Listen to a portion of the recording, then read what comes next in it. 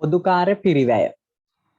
ඔයාට මේ ටියුට් එකේ ළමයි පොදුකාර්ය පිරිවැය කියන එක මෙන්න මෙහෙම හඳුන්වලා තියෙනවා. යම් භාණ්ඩයක් හෝ සේවාවක් වෙනුවෙන් ඍජුවම හඳුනාගත නොහැකි වූ වක්‍ර අමුද්‍රව්‍ය, වක්‍ර ශ්‍රමය හා වක්‍ර වියදම් වල එකතුව පොදුකාර්ය පිරිවැය ලෙස සැලකෙනවා.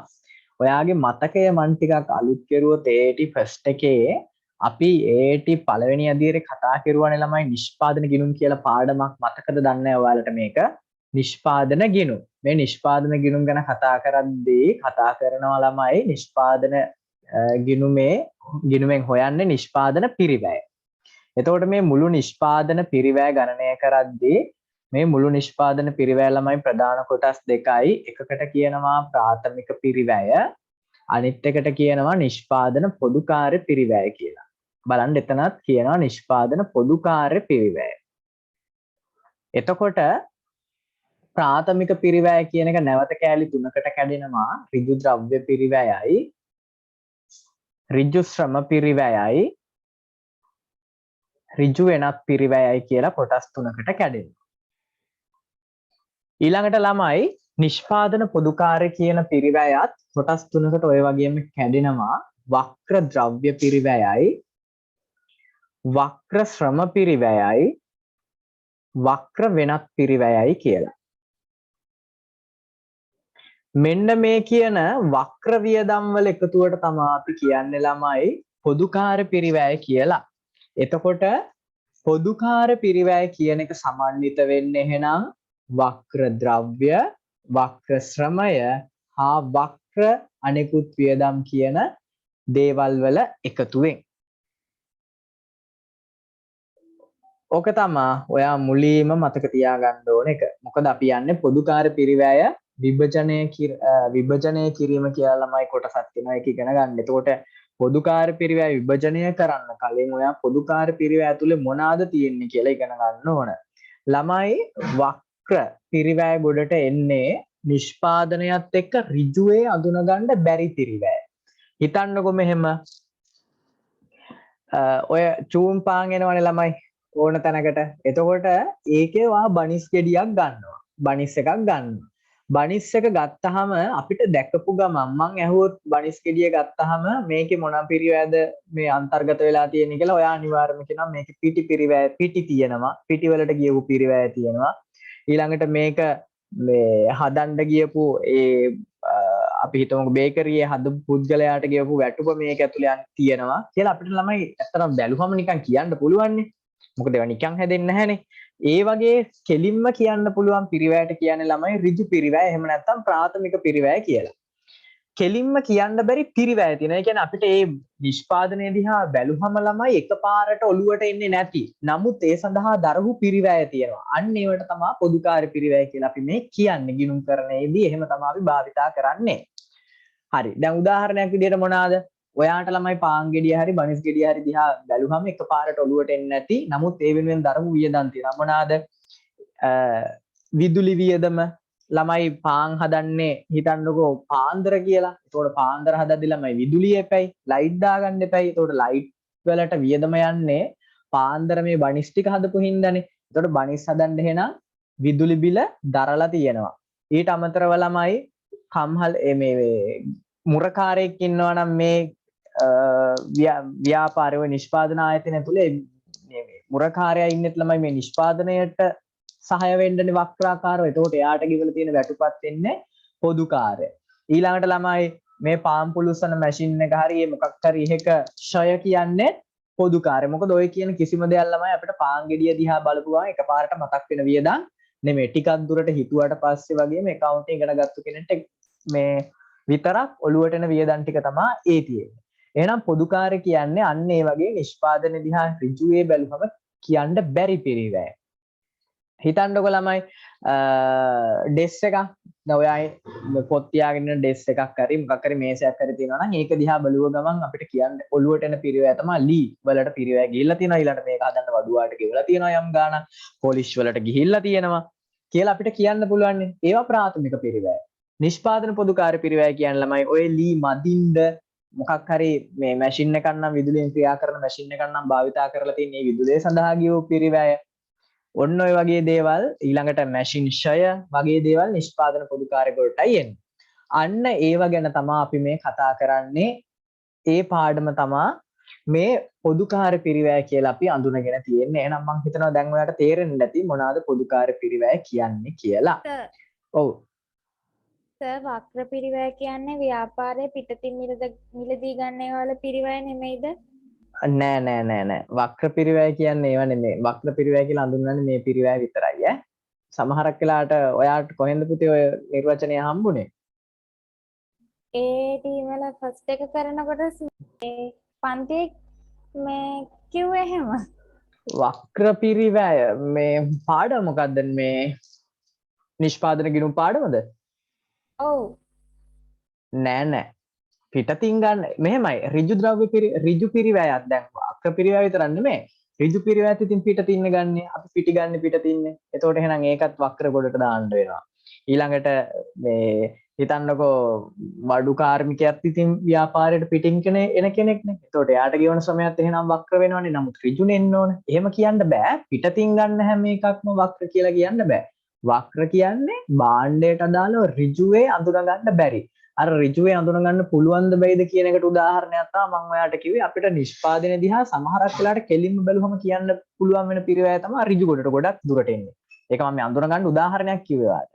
වක්‍ර පිරිවැයට එන්න අර විදිහට අපිට ටිකක් කල්පනා කරලා බලද්දි මේක ඇතුලේ මෙන්න මේවා තියෙන්න පුළුවන් නේ කියලා අපිට හිතන පිරිවැය තමයි මේ නිෂ්පාදන පොදුකාරය එහෙම නැත්නම් පොදුකාර පිරිවැය ගොඩට එන්නේ. එතකොට අර මේ සම්බන්ධව තියෙන මතකේ අයින් කරන්න. ඒක වැරදි ඈ.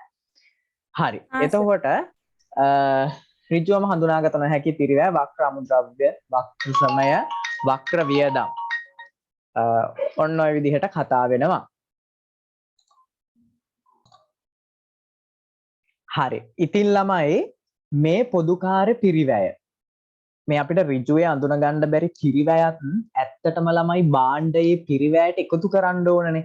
අපි දන්නවා ගිණුම්කරණයේ ප්‍රධාන කොටස් දෙකයි. මේක ඔයා එලෙල්ලදිත් ඉගෙන ගන්නවානේ. ගිණුම්කරණයේ ප්‍රධාන කොටස් දෙකයි. එකක් මූල්‍ය ගිණුම්කරණය, අනිත් එක ළමයි කළමනාකරණ ගිණුම්කරණය. එතකොට මූල්‍ය ගිණුම්කරණයේ තමා ළමයි අපි ඔය නිෂ්පාදන ගිණුම හදන්නේ 81st එකේදී මූල්‍ය ගිණුම්කරණයේ කොටසෙදී. එතකොට එතනදී නිෂ්පාදන ගිණුම හදද්දි ළමයි මේ භාණ්ඩයේ පිරිවැයට නිෂ්පාදන පොදුකාර්ය පිරිවැය ටික අපි එකතු කෙරුවා. නමුත් ළමයි නිවැරදිම ආකාරයට නෙමෙයි අපි නිෂ්පාදන පොදුකාර්යයේ මූල්‍ය ගිණුම්කරණයට අනුව මේ මූල්‍ය ගිණුම්කරණයේ ළමයි නිෂ්පාදන ගිණුම හදද්දි ගෙනත් දාන්නේ. ඒක නිසා ඒ කියන්නේ අපි ඔය නිෂ්පාදන පොදුකාර්ය පිරිවැය ළමයි කළමනාකරණ ගිණුම්කරණයේදී හරි විදිහටම ඒ කියන්නේ නිශ්චිතවම විදිහට භාණ්ඩයට අදාළව අඳුන ගන්නවා. අන්නේ අඳුන ගන්න කොටස තමයි අපි අද කතා කරන්න එන්නේ. කියන්නේ පාන් ගෙඩියක් හදන්න කොච්චර වක්‍ර ද්‍රව්‍යයක් යනවාද?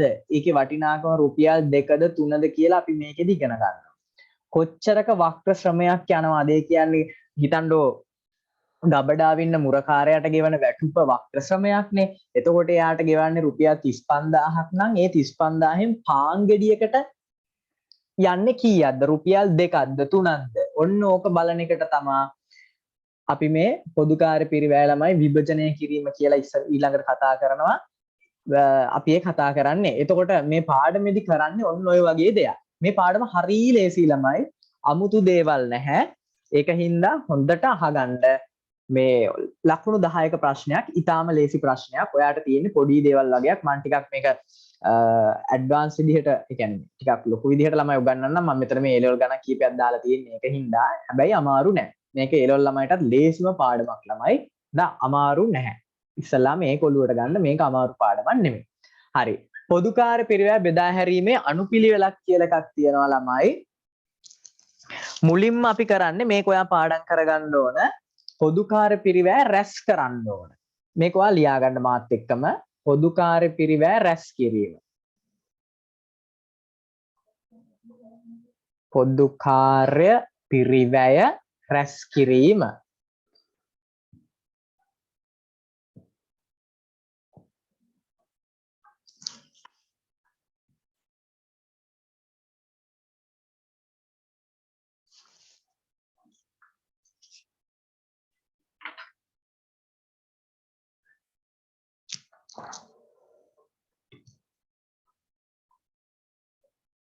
ඊට පස්සේ ළමයි දෙවෙනි පිරිවැය මේ දෙවෙනි පියවර පොදුකාර්ය පිරිවැය ප්‍රතිපාදනය.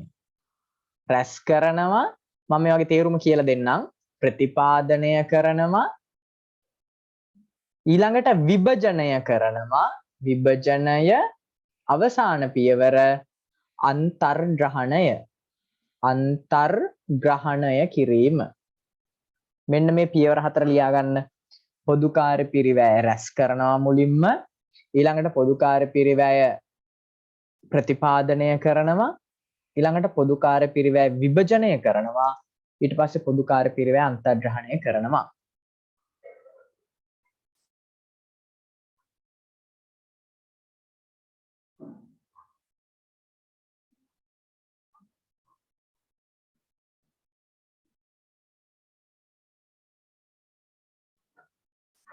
හරි.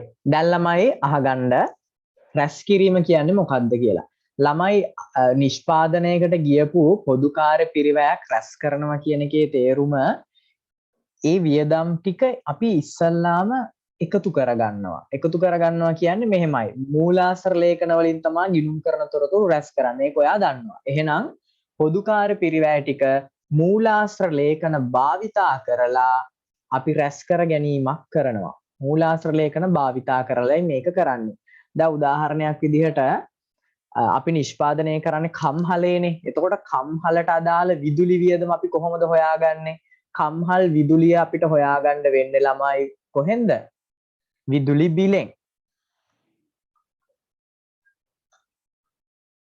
හරි. එහෙනම් රැස් කිරීම කියන්නේ ළමයි පොදුකාර්ය වියදම් වලට අදාළ මූලාශ්‍ර ලේඛන ටික අපි භාවිතා කරලා ඒ වියදම් ටික ළමයි අපි එකතු කරගන්නවා. කම්හල් විදුලියට මෙච්චරක් ගියා, ගොඩනැගිලි ෂය මෙච්චරයි, ඊළඟට කම්හලේ වක්‍ර සේවකයන්ට ගියපු ඇතුව මෙච්චරයි කියලා එහෙම අපි විවිධ මූලාශ්‍ර ලේඛන භාවිතා කරලා ළමයි අපි ඉස්සල්ලා පොදුකාර්ය පිරිවැය රැස් කරගන්න ඕන. ඔයාට පේනවා ඇති ඔයාගේ ටියුට් එකේ ඊළඟට තියෙනවා ඔය පළවෙනි පියවර ගැන විස්තර කරලා. පොදුකාර්ය පිරිවැය රැස් කිරීම.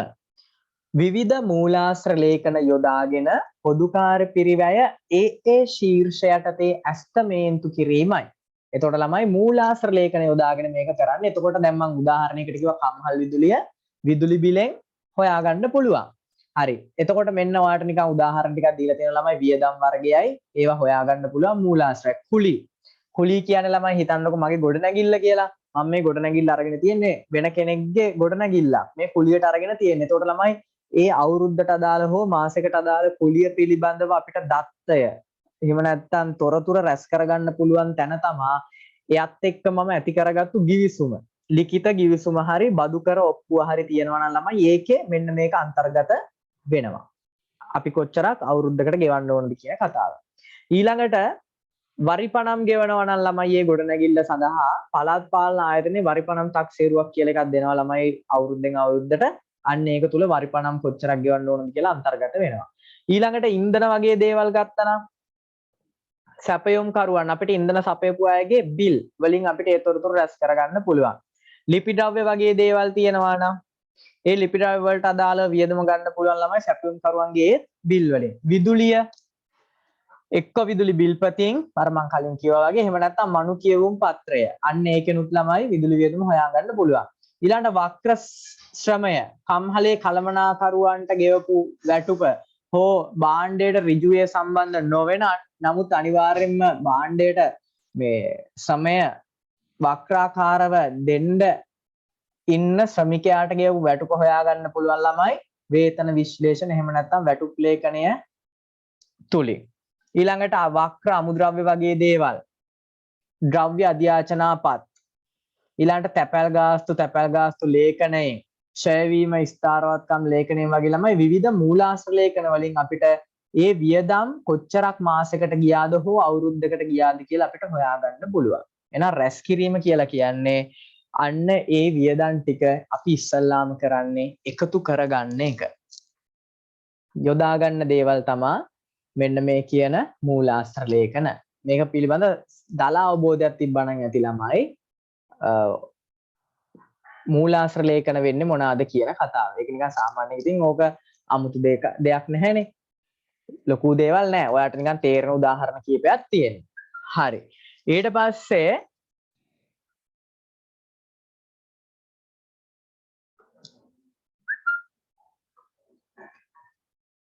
ඊට පස්සේ පොදුකාර පිරිවැය ප්‍රතිපාදනය. පොදුකාර පිරිවැය ප්‍රතිපාදනය කියන්නේ ළමයි දැන් අපි ඊළඟේ පියවරට එන්නේ ඒක. පොදුකාර පිරිවැය ප්‍රතිපාදනය කියන එකේ තේරුම මෙන්න මේකයි. හොඳට මේක අහගන්න. ඔයා නැත්තම් ප්‍රතිපාදනය විභජනය කියන එක පටල ගන්නවා. ප්‍රතිපාදනය කියන්නේ ළමයි සමහර මේ වක්‍ර පිරිවැය එහෙම නැත්තම් සමහර පොදුකාර පිරිවැය අදාළ අංශවලට ඍජුවේ අඳුර ගන්න පුළුවන්. ඒ කියන්නේ අමුතුවෙන් ආයාසයක් දරන්න ඕනේ නැහැ. අංශ කියන්නේ මෙහෙමනේ. හිතන්නකො ළමයි මේක ගාමන්ට් එකක් කියලා. මෙන්න ගාමන්ට් එකේ ගොඩනැගිල්ල. ඇඟලුම් කම්හලක්. මේ තියෙන ඇඟලුම් කම්හලක්. හරි. මේ ඇඟලුම් කම්හලේ ළමයි තියෙනවා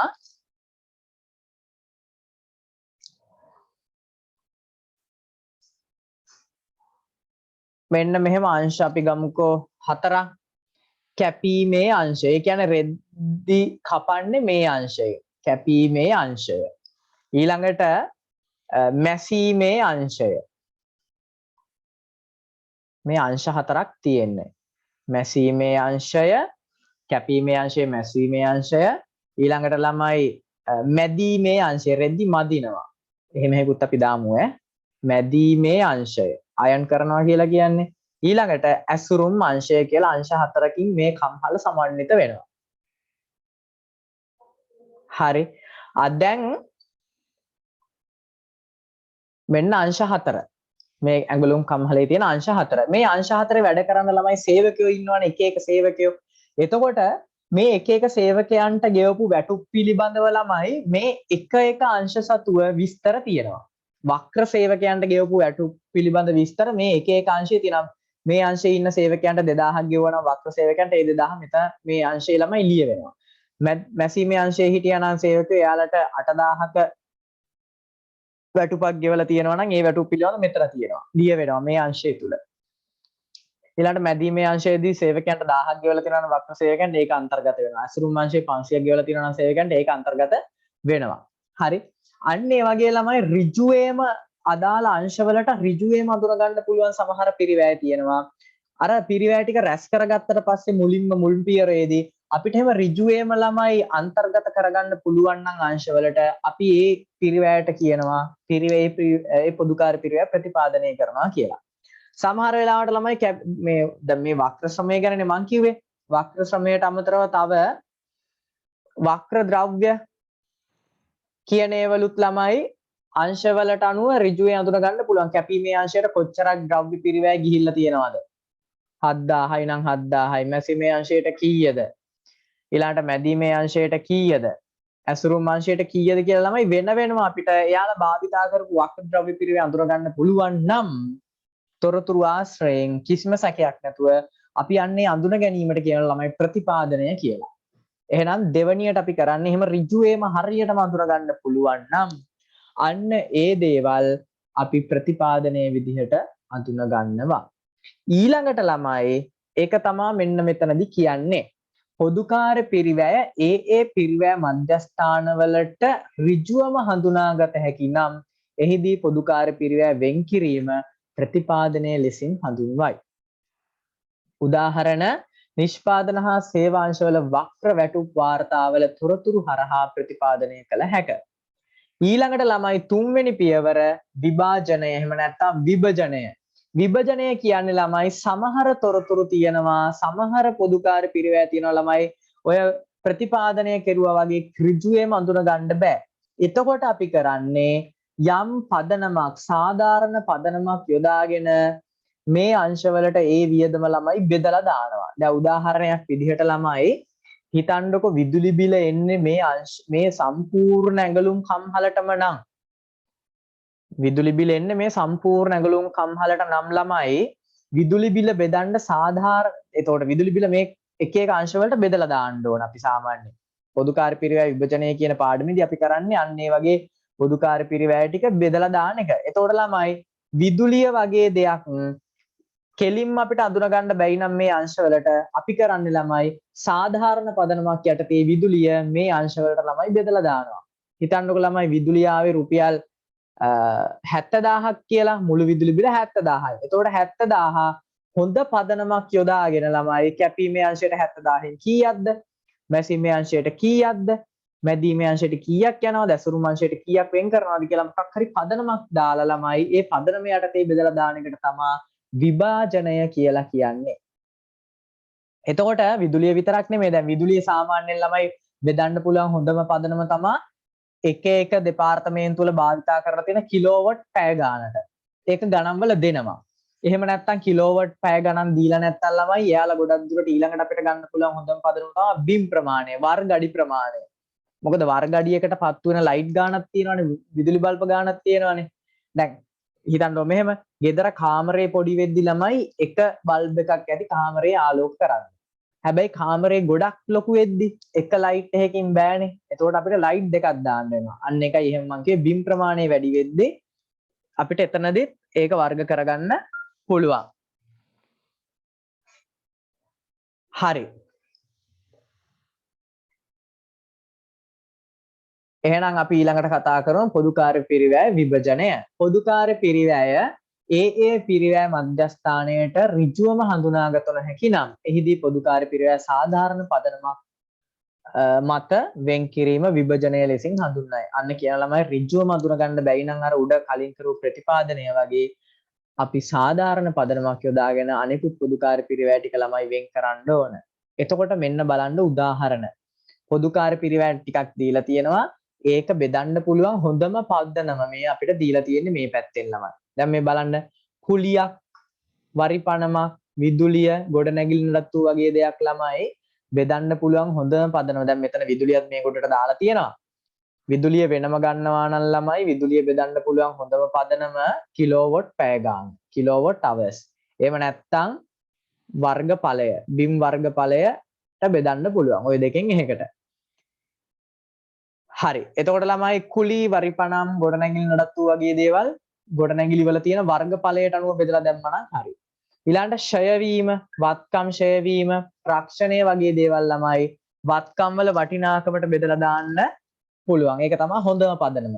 ඊළඟට බලය වගේ දේවල් බෙදලා දාන්න පුළුවන් හොඳම පදනම යන්ත්‍ර අශ්ව බල, යන්ත්‍ර පැය. ඒ කියන්නේ එක එක දෙපාර්තමේන්තු ගත කරපු යන්ත්‍ර පැය හෝ යන්ත්‍ර අශ්ව බල ප්‍රමාණය බෙදලා දාන එක තමයි හොඳම. ඊළඟට යන්ත්‍ර අලුත් වැඩියාවට ගියපු වියදම අදාළ දෙපාර්තමේන්තු වලට බෙදලා දාන්න හොඳ පදනම ඒ දෙපාර්තමේන්තු වල තියෙන යන්ත්‍ර වටිනාකම් අනුපාතයට. සේවක වියදම් බෙදන්න පුළුවන් හොඳම පදනම පරිපාලන වියදම්, වක්‍රටුප් වගේ දේවල් බෙදන්න පුළුවන් හොඳම පදනම ඒ ව්‍යාපාරවල ඒ දෙපාර්තමේන්තු වල ඉන්න සේවක සංඛ්‍යාව මත. ගබඩා වියදම් වගේ දේවල් බෙදන්න පුළුවන් හොඳම පදනම නිකුත් කළ අධ්‍යාචනාපස් සංඛ්‍යාව. අමුද්‍රව්‍ය නඩත්තු වගේ දේවල් පාවිච්චි කළ අමුද්‍රව්‍ය පිරිවැය කියන ඔන්න ඔය කියන විවිධ පදනම් මත ළමයි බෙදන්න පුළුවන්.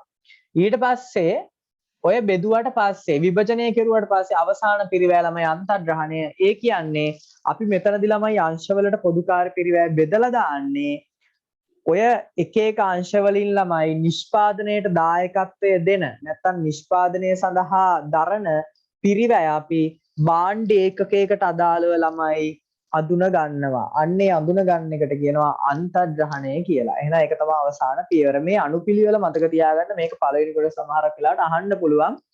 පොදු කාර්ය පිරිවැය බෙදා හැරීමේ අනුපිළිවෙල කුමක්ද කියලා. ඉස්සලා රැස් කරනවා, ප්‍රතිපාදනය කරනවා, විභජනය කරනවා, අන්තර්ග්‍රහණය කරනවා. ඔක තමයි පියවර.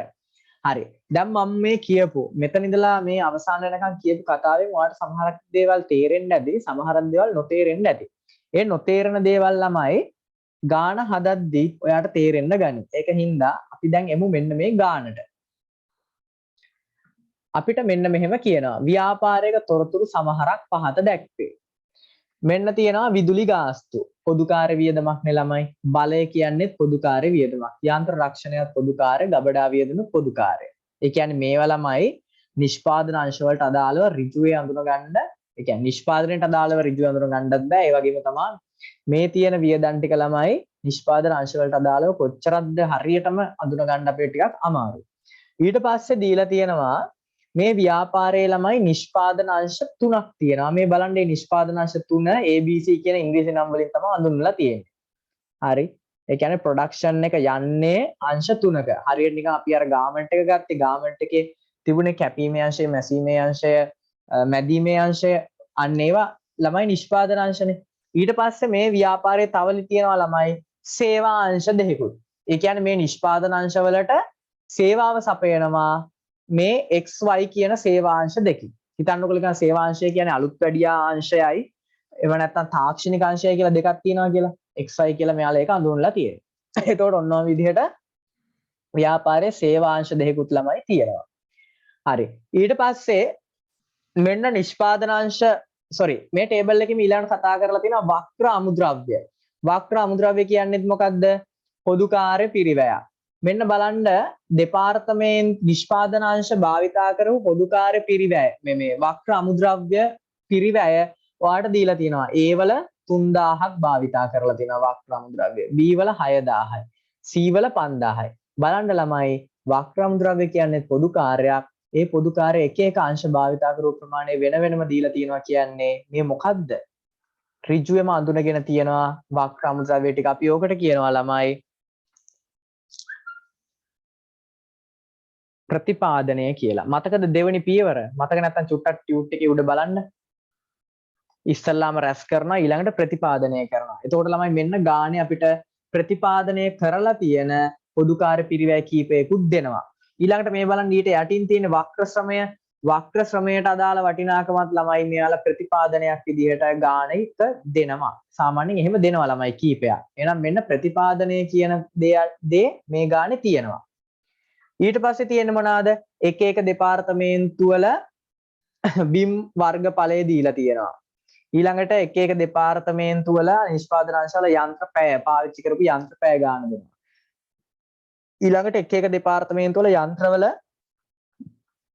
වටිනාකම දීලා තියෙනවා. ඊළඟට එක එක දෙපාර්තමේන්තු නිකුත් කළ අධ්‍යාචනාපත් දීලා තියෙනවා. සේවක සංඛ්‍යාව දීලා තියෙනවා. මේවා ළමයි පොදුකාර්ය පිරිවැයක් නෙමෙයි. මේවා දත්ත. මේවා රුපියල් වටිනාකම් නෙමෙයිනේ ළමයි.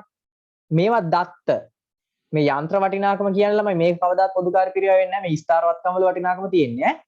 මේ දත්තයන් කීපයක් දෙන්නේ අපිට. එහෙනම් අපි ගානක් දැක්කහම අපිට හැකියාව තියෙන්න ඕන මේවා තමා පොදුකාර්ය පිරිවැය ටික, මේවා තමා දත්ත ටික කියලා වෙන වෙනම අඳුන ගන්න අපිට හැකියාවක් තියෙන්න ඕන. ඒකට ලොකු හැකියාවක් තියෙන්න ඕන ළමයි ගාන දිහා බලපු ගමන් කියන්න පුළුවන් වර්ගඵලය වගේ දේවල් රුපියල්ද? නෑ. යන්ත්‍රපය කියන්නේ රුපියල්ද? නෑ. යන්ත්‍ර වටිනාකම කියන්නේ රුපියල් තමයි. නමුත් යන්ත්‍ර කියන්නේ ළමයි ස්ථාරවත්කමන්නේ. ඊළඟ නිකුත් කළ අධ්‍යාචනාපත් කියන්නේ රුපියල්ද? නෑ. සේවක සංඛ්‍යාව කියන්නේ රුපියල්ද? නෑ.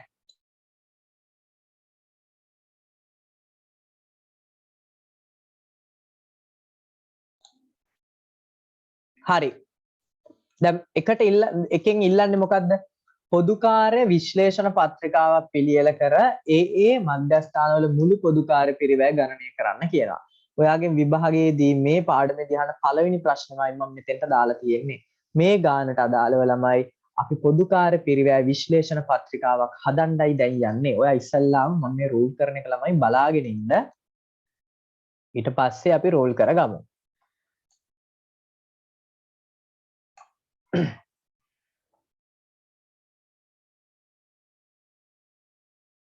උඩින්ම ලියනවා අපේ මොකද්ද මේ පොදුකාර්ය පිරිවැය විභජන පත්‍රිකාව නැත්නම් විශ්ලේෂණ පත්‍රිකාව.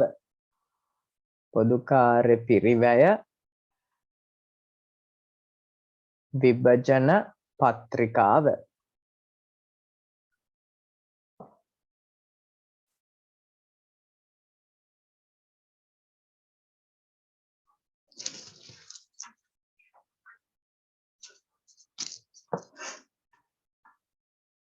මේකේ මුලින්ම තියෙනවා අයිතමය කියලා තීරුවක්.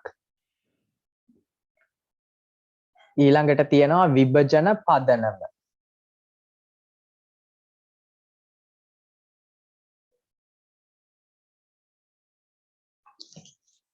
ඊට පස්සේ තීරුවක් තියෙනවා වටිනාකම. ඊට පස්සේ වටිනාකමට පස්සේ ළමයි නිෂ්පාදන අංශ. තුනක් තියෙනවනේ නිෂ්පාදන අංශ A B C කියලා නිෂ්පාදන අංශ තුනයි A B C ඊට පස්සේ ළමයි සේවාංශ දෙකක් තියෙනවනේ ඒකටත් අපි ගන්නවා සේවාංශ සේවාංශ දෙකේ නම X සේවාංශයයි Y කියන සේවාංශයයි ඔන්න ඔය විදිහට අපි පොදුකාර්ය පිරිවෙන් විභජන පත්‍රිකාවක් රූල් කරගන්නවා මේ ආකෘතිය ඉතින් ඔයාලට මතක තියෙන්න ඕනේ හරි එතකොට ආකෘතිය අනිවාර්යයෙන්ම තියෙන්න ඕන දේවල් මොනවාද ඕනම පොදුකාර්ය පිරිවෙන් විභජන පත්‍රිකාව තියෙන්න ඕන අයිතමය කියන එක තියෙන්න ඕන විභජන පදනම තියෙන්න ඕන වටිනාකම තියෙන්න ඕන නිෂ්පාදනාංශ තුනක්ද තියෙන්නේ දෙකක්ද තියෙන්නේ කියන එක ළමයි වෙනස් වෙනවා ගාණ දීලා තියෙන අංශ අනුව සේවාංශත් තිබුණොත් සේවාංශ ටික ලියන්න ඕන ඔන්න පොදුකාර්ය පිරිවෙන් විභජන පත්‍රිකාව මේක මම ගාණ හදනකන් ඉඳලා බලාගෙන ඉඳලා ළමයි ඔයා ගාන සම්පූර්ණ කම්ප්ලීට් කරගමු. හරි. දැන් අපි පටන් ගන්න මුලින්ම පොදුකාර්ය පිරිවෙන් විභජනය කරද්දි ළමයි අපි දැන් ඉගෙන ගත්තනේ මෙතන උඩම පොදුකාර්ය පිරිවෙන් බෙදා හැරීමේ ක්‍රියාවලියේ පළවෙනි පියවර රැස් කිරීම ඊළඟට ප්‍රතිපාදනය. දැන් රැස් කරපු තොරතුරු තමයි ඔයාට දීලා තියෙන්නේ. ඒකට ඔයාට අමුතුවෙන් රැස් කරන්න දෙයක් නැහැ ළමයි. එහෙනම් ඔයා ඊළඟට කරන්න ඕන මොකද්ද? පොදුකාර්ය පිරිවෙන් ප්‍රතිපාදනය කරන එක. ප්‍රතිපාදනය කියලා කියන්නේ ඍජුවේම අඳුර ගන්න පුළුවන් පිරිවෙන් ගෙනල්ලා ඒ අංශ අතර ලියන එක. එතකොට ළමයි මේ දීලා තියෙන ඔයාගේ ඔය ටියුට් එක බලන්න ඒ දත්තවලට අනුව ළමයි ඍජුවේම අඳුන ගන්න පුළුවන් දේවල් පිරිවැය තියෙන්නේ නිෂ්පාදන අංශ වලටයි සේවාංශ වලටයි අදාළව ළමයි. මෙන්න මේ වක්‍ර ද්‍රව්‍ය පිරිවැය වක්‍ර සම පිරිවැයයි. මෙන්න මේ ටික තමයි ප්‍රතිපාදනය වෙන්නේ. ඍජුවේ අඳුන ගන්න පුළුවන් දේවල් ටික අදාළ අංශ ඉස්සරහින් ගෙනල්ලා ලියනවා. එහෙනම් මුලින්ම මම ලියනවා මොකද්ද? වක්‍ර අමුද්‍රව්‍ය වටිනාකම ලියනවා ළමයි වක්‍ර අමුද්‍රව්‍ය වල මුළු වටිනාකම වෙන්නේ 3000යි 6000යි 9000යි මෙන්න මේ තුනේ එකතුව 3000යි 6000යි 9000යි 5000යි 14000යි වටිනාකම් තීරුවේ ලියනවා 14000යි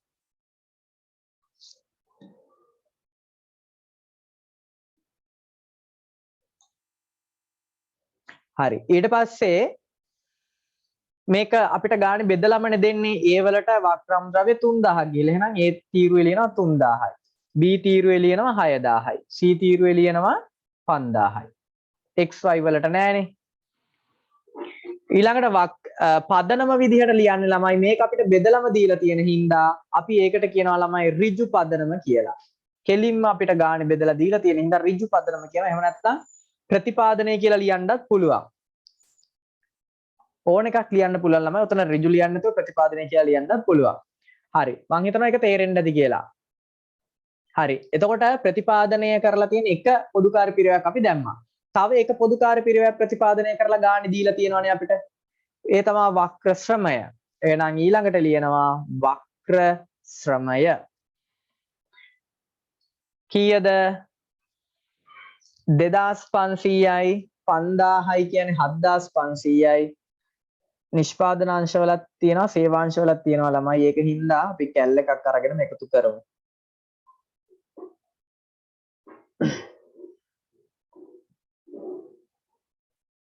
2500යි 5000යි 4800යි ඊළඟට 1200යි 800යි 14300යි මුළු වටිනාකම 14300 ළමයි මෙතනත් පදනම ගානේ බෙදලා දීලම තියෙන හින්දා ඍජු කියලා ලියනවා. හරි. දැන් අංශවලට අපි බෙදලා දානවා. 2500යි 5000යි 4800යි. 2500යි 5000යි 4800යි x වලට 1200කුත් ගිහිල්ලා තියෙනවා y වලට 800කුත් ගිහිල්ලා තියෙනවා. ඔන්න ඔය විදිහට ළමයි ප්‍රතිපාදනය ටික අපි දාගන්න ඕන. හරි. ඔන්න එතකොට එච්චරයිනේ ප්‍රතිපාදනයේට තියෙන්නේ ඔය විදිහට දැම්මා. ඊට පස්සේ ඊළඟ පියවර මොකද්ද? රැස් කිරීම ප්‍රතිපාදනය ඊළඟට විභජනය. අපිට ඍජුවේ ගානේ අපිට කෙලින්ම බෙදලා දීලා නැති අනිකුත් වියදම් ටික අනිකුත් පොදුකාර්ය වියදම් ටික අපි ළමයි සුදුසු පදනමක් යොදාගෙන බෙදලා දානවා. එතකොට මෙන්න තියෙනවා ළමයි අනෙකුත් පොදුකාර්ය වියදම් ටික ඍජුවේම අඳුන ගන්න බැරි නිෂ්පාදනාංශ වලට අනුව නිෂ්පාදනාංශ වලට ඍජුවේ වෙන් කරන්න බැරි සාධාරණ පදනමක් යොදාගෙන බෙදා වෙන් කළ යුතු පිරිවැය ටික තමයි ඔතන ඔය අපිට හම්බෙන්නේ. ඒක දිහා බලපු ගමන් කියන්න පුළුවන් නේ. බෙදලා වෙන් කරලා ගානේ දීලා නැහනේ. නම් මුලින්ම ගන්නවා ළමයි මම විදුලිය. වටිනාකම තීරුවේ දානවා 56000යි. හරි. දැන් මම විදුලිය බෙදන්න ඕන ළමයි මොකක් හරි හොඳ සාධාරණ පදනමක් යොදාගෙන ගානේ දීලා තියෙන ඊට අනුව මේ අංශ අතර බෙදලා දාන්න ඕන. දැන් විදුලිය වගේ දෙයක් ළමයි බෙදලා දාන්න පුළුවන් හොඳම පදනම මොකක්ද? මම ඔයාලට කිව්වා කිලෝවොට් අවර්ස් තමයි තියෙන හොඳම පදනම. හැබැයි මේ කිලෝවොට් අවර්ස් ගානේ දෙන්න ඕන. දීලා නැත්නම් කිලෝවොට් අවර්ස් ගන්න බෑ. මොකද ඒ තොරතුර නෑනේ. කිලෝවොට් අවර්ස් නැත්නම් ළමයි විදුලිය බෙදන්න පුළුවන් හොඳම පදනම බිම් ප්‍රමාණය. එහෙම නැත්නම් බිම් වර්ග ඵලය. එතකොට ගානේ ඔයාලට පේනවා ඇති ළමයි මෙන්න ඒ තොරතුර දීලා තියෙනවා වර්ග ඵලය. A නිෂ්පාදනාංශයේ වර්ග අඩි 800යි ඊළඟට B වල වර්ග අඩි 800යි C වල වර්ග අඩි 600යි මෙතන 400යි 200යි. ඒ කියන්නේ ළමයි මේක අනුපාතයක් විදිහට හැදුනහම වෙන්නේ කීයද? දැන් 800යි අනුපාතය හදාගන්න දන්නවනේ 800යි 600යි 400යි 200යි. මේක ළමයි අනුපාතයක් විදිහට හදද්දි පොඩි මේකෙන් බෙදනවා. එතකොට 1යි. ඊළඟට මෙතන 2යි. මෙතන 3යි. මෙතන 4යි. මෙතනත් 4යි. එතකොට එන්නේ 4ට 4ට 3ට 2ට 1යි අනුපාතය. එහෙනම් අපි විභජන පදනම ලියනවා ළමයි වර්ගඵලය. එතකොට අනුපාතය ඊට යටින් අපි ලියනවා. හෝ ඉස්සරහින් ලියනවා. ඉස්සරහින් ලියන්න ඉඩ මදි. ඒකෙන්ද යටින් ලියනවා වරහන් දාලා 4ට 4ට 3ට 2ට 1යි. දැන් ළමයි මේ 56000 අපි බෙදනවා 4ට 4ට 3ට 2ට 1 අනුපාතයට. 56000 බෙදුවා 4ට 4යි 4 4 කියන්නේ 8යි 4 4 8යි 3යි 11යි 12යි 14යි. ඒ කියන්නේ ළමයි 14න් මේ ටිකේම එකතු වෙන්නේ 14ක්. හොඳේ. එතකොට 4 4 8යි 9 10 11යි 12 14යි. 14න් 4ක් එන්න ඕන නිෂ්පාදන අංශවල A වලට. එහෙනම් 56000 බෙදීම 14 ගුණ කිරීම 4. එතකොට එනවා මෙතෙන්ට ළමයි 16000. මෙයාටත් එනවා ඒ ගානමනේ 16000යි. ඊළඟට C වලට එනවා 14න් 3ක්. ඒ කියන්නේ 12000යි. ඊළඟට X ට එනවා 14න් 2ක් කියන්නේ ළමයි 8000යි. Y ට එනවා 14න් 1ක් කියන්නේ 4000යි. ඔන්න ඔය විදිහට ළමයි විදුලිය අපි බෙදලා දානවා. කරපු එක තේරුම් නැත්නම් ළමයි අහන්න. අර ඍජුවේ අඳුන ගන්න බැරි පිරිවැය සුදුසු පදනමක් යොදාගෙන බෙදලා දානවා. හරි ලේසි. මම ඒක මේ ඔයාට හම්බෙන මේ ගාන හරි ලේසි. ඔයාට ලකුණු ගන්න ලේසි. ඊළඟට බලයට මම එනවා. දැන් විදුලිය ඉවරයි. ඊළඟට මම එනවා බලයට. 29000යි බලය. හරි. බලය ළමයි බෙදන්න පුළුවන් හොඳම පදනම මොකක්ද? ඔයාට මතක ඇති අපි අර උඩ තියනවා නිකන් මේ බලන්න. බලය බෙදන්න පුළුවන් හොඳම පදනම තමයි මුලින්ම දීලා තියෙන යන්ත්‍ර අශ්ව බල. ඒක ගානේ දීලා තියෙනවද බලන්න? නෑනේ. දීලා නෑ. එහෙනම් ඊළඟ පදනම මොකද්ද? යන්ත්‍ර පැය ගාන. ඒක තියනවද බලන්න? මේ තියනවනේ දෙවණියට. යන්ත්‍ර පැය දීලා තියෙනවා ළමයි. බලන්න හැබැයි සේවාංශ වල යන්ත්‍ර පැය නෑ. ඒ කියන්නේ එයාලා යන්ත්‍ර භාවිතා බලය භාවිතා කරලා නෑ. එතකොට අනුපාතය හදාගන්න 100ට 90 කියන්නේ ළමයි කෙටි කරලා ලියන්න පුළුවන් 10ට 9. එහෙනම් අපි මෙතන ගන්නවා බලය බෙදන්නේ යන්ත්‍ර පැය වලට. යන්ත්‍ර පැය අනුපාතය මොකද්ද? 10ට 9. හරි. එහෙනම් 10ට 9 කියන්නේ ABC කියන නිෂ්පාදනාංශ අතර අපි ඔක බෙදලා දානවා ඔය අනුපාතයට. 29000 බෙදීම 10ට 9 කියන්නේ 29යි. 29000 බෙදීම 29න් 10ක් එන්නේ A වලට.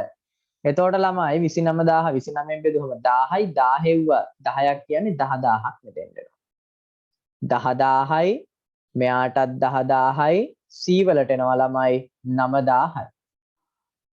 x ටයි y ටයි ඒකෙන් නැහැ. හරි. ඊට පස්සේ වියදම අපි ගන්නවා. දැන් බලයත් ඉවරයි. ඊළඟට තියෙන්නේ යන්ත්‍ර රක්ෂණය. යන්ත්‍ර රක්ෂණ වියදම තමයි බෙදලා දාන්න ඕන අංශ අතර.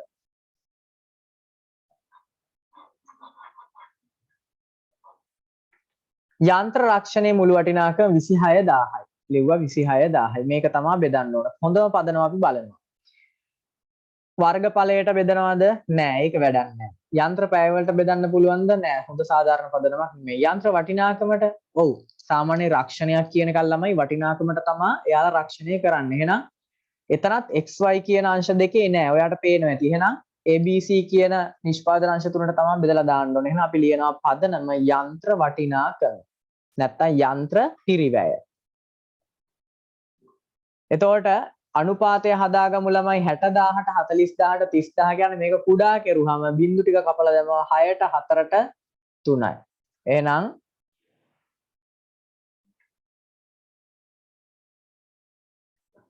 හයට හතරට 3යි. හරි. එතකොට 6යි 4යි 10යි 13ක් නෙන්නේ.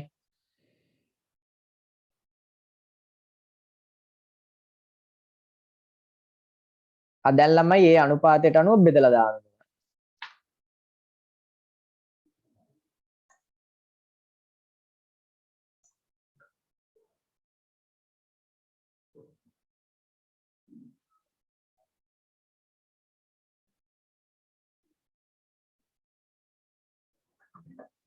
විසිහයදාහ බෙදීම 13න් 6ක්.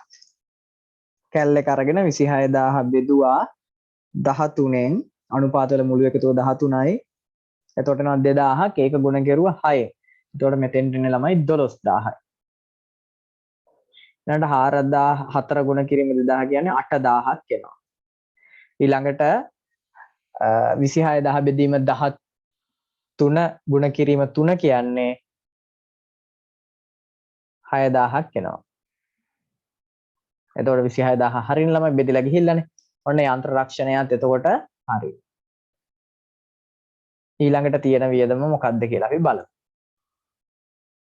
ගබඩා වියදම තියෙන්නේ 10000ක්.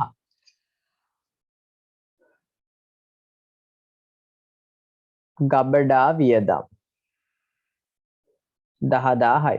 දැන් බලනවා අපි ගබඩා වියදම බෙදන්න පුළුවන් හොඳම සාධාරණ පදනම. වර්ගඵලයට බෑ. යන්ත්‍ර පැයට බෑ. සාධාරණ පදනම නෙමෙයි. යන්ත්‍ර වටිනාකමට නෑ. නිකුත් කළ අධ්‍යාචනාපත් චුට්ටක් බලන්න ළමයි. අධ්‍යාචනාපත්‍ර කියන එක ඔයා AT ෆස්ට් එකේදීත් ඉගෙන ගත්තා. ඒ කියන්නේ ගබඩාවෙන් ද්‍රව්‍ය නිකුත් කරද්දී අධ්‍යාචනාපත්‍ර දිහා බලාගෙන තමයි නිකුත් කරන්නේ. ඉල්ලපු අයට තමයි නිකුත් කරන්නේ. එතකොට අන්න ඒවට තමයි අධ්‍යාචනාපත් කියලා කියන්නේ. එතකොට නිෂ්පාදනාංශ වලින් ඉල්ලලා එවලා තියෙන අධ්‍යාචනාපත් සංඛ්‍යාව තියෙන. එහෙනම් ළමයි ගබඩා වියදම් මෙන්න මේ කියන අනුපාතයට බෙදුවා නම් සාධාරණයිනේ. සේවක සංඛ්‍යාවට බෙදන්නත් බෑ. එහෙනම් අධ්‍යාචනාපත් සංඛ්‍යාවට අපි බෙදලා දානවා. එතකොට 200ට 150ට 150යි කියන්නේ ළමයි 200ට 150ට 150යි කියන්නේ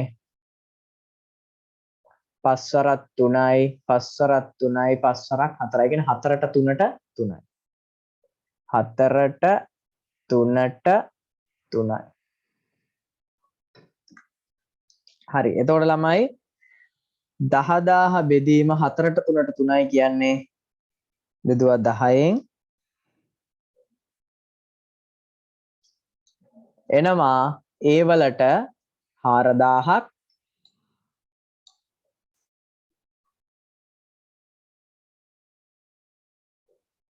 මෙතෙන්ට එනවා මෙයාට එනවා 3000ක් මෙයාට එනවා 3000ක් ළමයි xy කියන නිෂ්පාදන අංශ වලට එන්නේ නැහැ.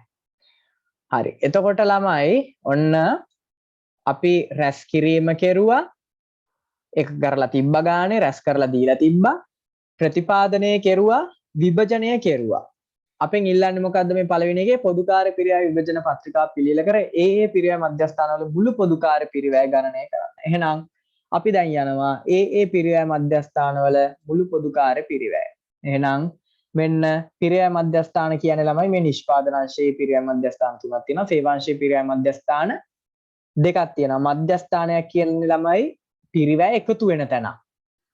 ඒකට තමයි ගිණුම් කරන්නේ මධ්‍යස්ථානයක් කියලා කතා කරන්නේ. එහෙනම් දැන් අපි එකතු කරනවා ළමයි පොදුකාර්ය පිරිවැය ඔය එක එක අංශ වලට අදාළව. ඒ අංශය එකතු කරුවොත් 3000යි, එකතු කිරීම 2500යි, එකතු කිරීම 16000යි, එකතු කිරීම 10000යි, එකතු කිරීම 12000යි, එකතු කිරීම 4000යි. එතකොට එනවා ළමයි 47500. ඊට පස්සේ B අංශයට අපි එනවා 6000යි 5000යි 11000යි ඊළඟට 16000යි 10000යි කියන්නේ 26000ත් ඒකට එකතු වෙන්න ඕන. ඊට පස්සේ 12000 ඊට පස්සේ 8000යි 3000යි කියන්නේ 11000ත් තව එකතු වෙන්න ඕන. එතකොට එකතු වෙනවා 48000යි. බලන්න ළමයි මගේ ඔයාලා ගාන හදද්දි මගේ එකතුව හරිද කියලා. 5යි 5යි 10යි 11යි 11000යි එකට එකතු වෙනවා 16000යි 48000යි හරි. ඊට පස්සේ C වලට එනවා 5000යි එකට එකතු වෙනවා 4800යි අය එකතු වෙනවා 12000යි අය එකතු වෙනවා 9000යි එකතු වෙනවා 6000යි 3000යි කියන්නේ 9000යි. එතකොට එනවා 39800යි. C වල අගය 39800යි. ඊළඟට සේවාංශයේ X වල එනවා 9200යි 8යි 9 9200යි මෙතන 8යි 4යි 12යි 12000යි. හරි. ඔන්න ළමයි එක එක අංශවල මුළු පොදුකාර්ය පිරිවැය එනවා. එතකොට වටිනාකම් දීවත්වා එකතු කරලා ගන්න. කියන්නේ 14000යි එකට එකතු කරනවා 14300යි එකතු කරනවා 56000යි අය එකතු කරනවා 29000යි අය එකතු කරනවා 26000යි අය එකතු කරනවා 10000යි. එතකොට එනවා 149300යි.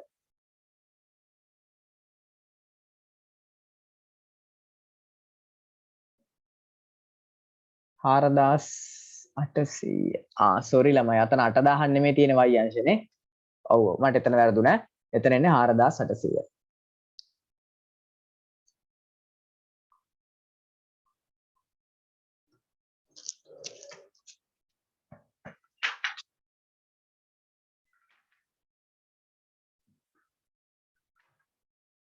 අපි ඔන්න ඔය කියන ටිකට කියනවා ළමයි රැස් වූ පොදුකාර්ය පිරිවැය කියලා. එක එක අංශවලට රැස් වුණු ටික නෙමෙයි තියෙන්නේ.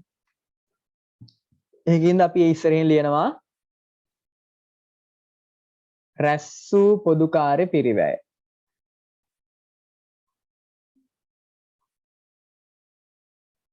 ඔන්න පළවෙනි එකට අදාළව ළමයි අපෙන් අහන දෙයට අපි උත්තරේ දීලා ඉවරයි. එක් එක් අංශවලට අදාළව පොදුකාර්ය පිරිවැය අපි විශ්ලේෂණ පත්‍රිකාවක් හදලා හෙව්වා.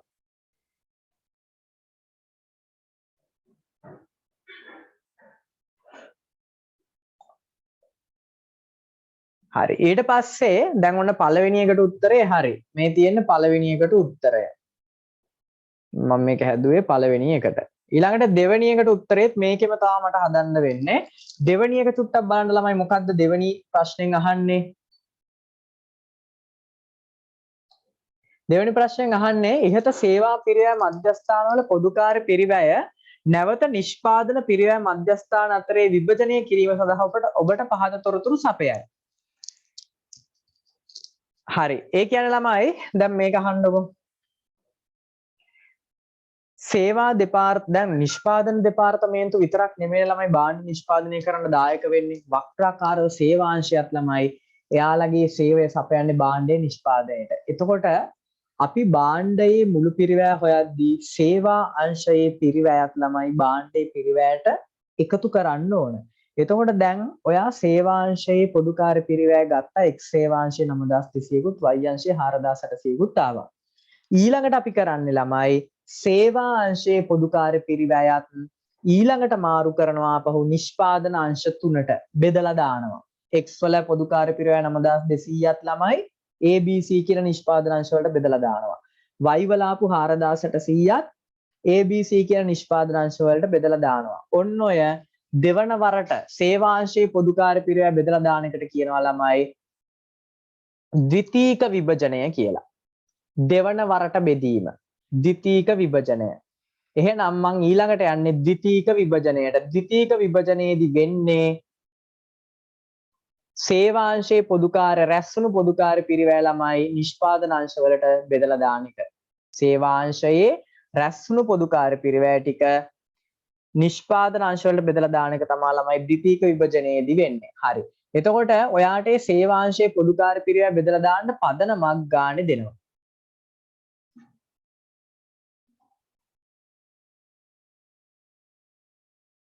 ටියුට් එක පෙරලා බලන්න ළමයි ඒ දෙවණි එකට අදාළව දීලා තියෙනවා.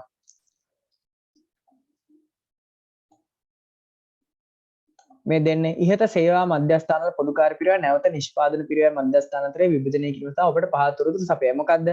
x අංශය කියන සේවා x කියන සේවාංශයනේ. ඒ x කියන සේවාංශය ළමයි a කියන නිෂ්පාදන අංශයට සේවාව සපයනවා 150ක්. B අංශයට සේවාව සපයලා තියෙන 130යි. C අංශයට සේවාව සපයලා තියෙන 120යි. ඒ වගේම y අංශය A අංශයට A නිෂ්පාදන අංශයට සේවාව සපයලා තියෙන්නේ මුළු සේවාවෙන් 140කුත් B අංශයට 130කුත් ඊළඟ C අංශයට 130කුත්. එහෙනම් ළමයි ඒ සේවාව සපයලා තියෙන ප්‍රමාණයෙන් තමයි අපි බෙදලා දාන්නේ.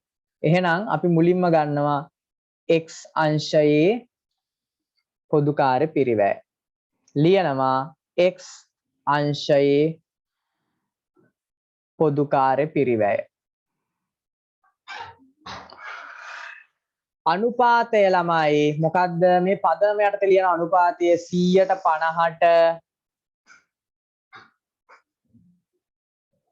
130ට 120ක්. මේක ඔයාලට ඔහොම ලියන්නත් පුළුවන්. එහෙම නැත්නම් 150ට 30ට 20යි කියන්නේ ළමයි. ඉතින් මේක අනුපාතයක් විදිහට ගත්තොත් 5ට 3ට 2යි. එහෙම ගමුනේ. එහෙම ලේසියිනේ. 100ට 100ට කී ලියලා ඉන්න ඕනේ නැහැ. ඕක මෙහෙම අනුපාතයක් විදිහට ලියුවොත් 5ට 3ට 2යි. එහෙනම් 5ට 3ට 2 අනුපාතයට බෙදන්න ඕන. එතකොට ළමයි මේ පදනමට ලියන්න නම මේ ගානේ නැහැ. 100ට ගාණක් නිකන් දීලා තියෙන්නේ මොකක්ද කියලා නැහැ. එහෙනම් අපිත් අහමු නිකන් අනුපාතය විතරක් ලියමු. හරි. දැන් මේක බෙදනවා ළමයි 5ට 3ට 2 අනුපාතයට. ඒ කියන්නේ x අංශයේ පොදුකාර්ය පිරිවැය 5ට 3ට 2 අනුපාතයට බෙදනවා. x අංශයේ පොදුකාර්ය පිරිවැය 9200ක් තියෙනවනේ. ඒකේ තේරුම එහෙනම් x අංශයේ තියෙන මෙන්න මේ 9200 මෙතනින් අඩු වෙලා මේක එකතු වෙනවා නිෂ්පාදන අංශ 3ට. ඒ කියන්නේ 9200 කියන එක ළමයි 5ට 3ට 2 අනුපාතයට බෙදෙනවා කියන්නේ 5යි 3යි 8යි 9යි 10යි කියන්නේ 10න් 5ක් a වලටයි 10න් 3ක් b ටයි 10න් 2ක් c ටයි යනවා. බෙදලා බලමු. 9200 බෙදීම 10 ගුණ කිරීම 5. එතකොට එනවා ළමයි a ට 4600කුත්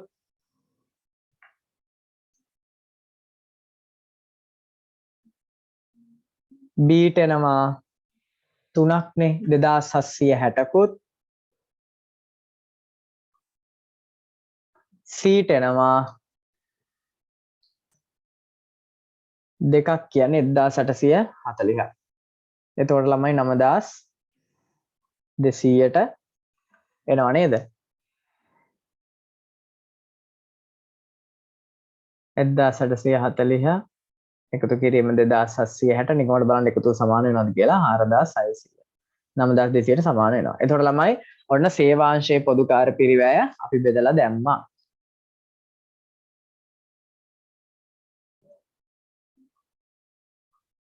සේවාංශයේ x වල පොදුකාර්ය පිරිවැය තමයි බෙදලා දැම්මේ. ඊළඟට මම y වලට එනවා. y අංශයේ පොදුකාර්ය පිරිවැය නැවත විභජනය කරන්නයි එන්නේ. එතකොට y අංශයේ බෙදද්දි කියනවා 140ට 130ට 130යි. ඒ කියන්නේ 4ට 3ට 3යි කියන එකනේ. එහෙනම් 4ට 3ට 3 අනුපාතයට බෙදනවා. 4ට 3ට 3. එතකොට බෙදද්දී මෙන්න y වල 4800ක් නේ තියෙන්නේ ළමයි. එහෙනම් 4800 තමයි බෙදෙන්න ඕන. එහෙනම් 4800 අපි බෙදනවා 4ට 3ට 3යි. 4800 බෙදීම 4ට 3ට 3යි කියන්නේ 4යි 3යි 7යි 3යි 10යි. 10න් 4කුයි 10න් 3කුයි 10න් ඔය විදිහටයි යන්නේ. එතකොට 4800 බෙදීම 10 ගුණ කිරීම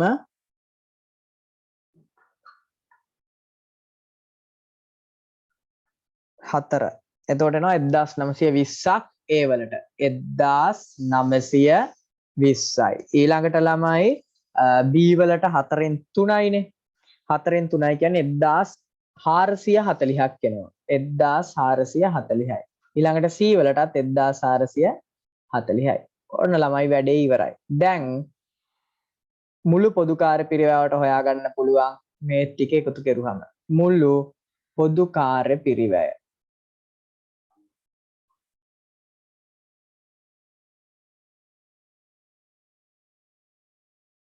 හරි. එතකොට ළමයි y වලට ඔයාට පේන ඇති ධන 4800 ඍණ 4800 ගියම් කීයක්වත් නැහැ. සේවාංශයේ x වලත් නැහැ. එතකොට ඒකට නැති වෙන්න හේතුව ඒවා අර අංශ වලට බෙදුණා.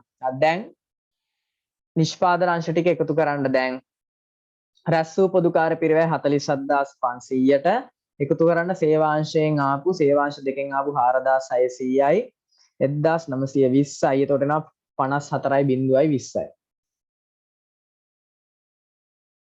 ඊට පස්සේ 48000යි 2760යි 1440යි 52.200ක් වෙනවා. 52.200යි. ඊළඟට 39800යි 1840යි 1840යි එකතු වුණා. sorry 1840යි 1440යි එකතු වුණාම 43.80යි.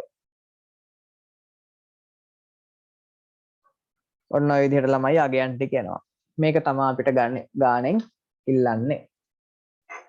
එතකොට ඒක අපි ඉවරයි. පොදු කාර්ය පිරිවැය විභජන පත්‍රිකාව කියන්නේ මෙන්න මේකට. හරි. ඊට පස්සේ තව ඔයා ඉගෙන ගන්න තියෙන ළමයි මේ පාඩමේ අන්තර්ග්‍රහ අනුපාතය හොයන විදිහ විතරයි. එතකොට ඇත්තටම මේ පාඩමේ විභාගයට අහන කොටස ඉවරයි. හරි. ඉස්සල්ලාම මේ ගාන හදා ගන්නකො පැහැදිලිව. පොදු කාර්ය පිරිවැය විභජන පත්‍රිකාව කියලා ලිව්වා. ගාන හදන්න මොන හරි අපහැදිලි තැනක් තියෙන ළමයි අහන්න.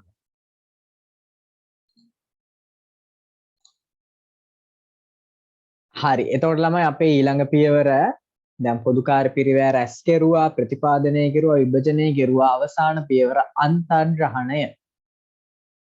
හරි. පොදු කාර්ය පිරිවැය අන්තර්ග්‍රහණය කියන එකත් කියලා බලමු. භාණ්ඩයක හෝ සේවාවක මුළු පිරිවැය නියම කිරීමේදී එකක පිරිවැය ඇතුළට පොදු කාර්ය පිරිවැය ඇතුළත් කියන පොදු කාර්ය පිරිවැය අන්තර්ග්‍රහණ ලෙසින් හැඳින්වේ. හරි. ඒ කියන්නේ භාණ්ඩයක ළමයි පිරිවැය හොයද්දී ඒ පිරිවැයට අදාළ ඒ පිරිවැය හොයද්දී පොදු කාර්ය පිරිවැය අන්තර්ග්‍රහණය කිරීම. එක භාණ්ඩයකට යන පොදු කාර්ය පිරිවැය කීයද කියලා ඒක ඇතුළට දාන එකට අපි කියනවා අන්තර්ග්‍රහණය කියලා. මම දන්නවා ඒක කිව්වත් ඔයාලට තේරුන්නේ නැහැ කියලා. කමන්නේ අපි ගානක් හදද්දිම බලමු මොකද්ද මේ කියන්නේ කියලා. එතකොට තේරෙයි. දැන් ඔයාලට කලින් මං කියපු සමහරක් දේවල් නොතේරුණාට මේක හදද්දී මේක බලාගෙන ඉඳි ඔයාලට තේරෙන්නේ නැතිනේ මේ කිව්වේ මොකද්ද කියලා. ඒ වගේම මෙතනත් ඒක තේරෙයි ඈ. එතකොට ළමයි මේ අන්තර්ග්‍රහණය කරද්දී අපි හොයාගන්න ඕන එකක් තමා ප්‍රධානම දේ තමා අන්තර්ග්‍රහණ අනුපාතය. ඒක මේ හොයන විදිහ තමයි ඔයාලට මෙන්න මෙතනදී කියලා තියෙන්නේ. මේක අපි සමීකරණයක් විදිහට ලියාගමු. මේක පාඩම් කරගන්න ඕන අන්තර්ග්‍රහණ අනුපාතය හොයන විදිහ. අන්තර්ග්‍රහණ අනුපාතය සමානයි අයවැයගත පොදු කාර්ය පිරිවැය බෙදීම අයවැයගත පොදු කාර්ය පිරිවැය බෙදීම අයවැයගත පදනම.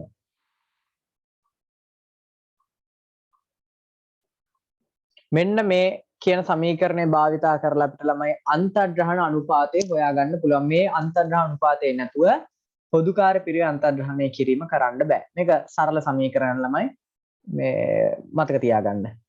ඇස්තමේන්තුගත පොදු කාර්ය කියන්නේ අයවැයගත පොදු කාර්ය කියන්නේ දෙකම එකයි. අයවැයගත පොදු කාර්ය පිරිවැය බෙදීම අයවැයගත පදනම.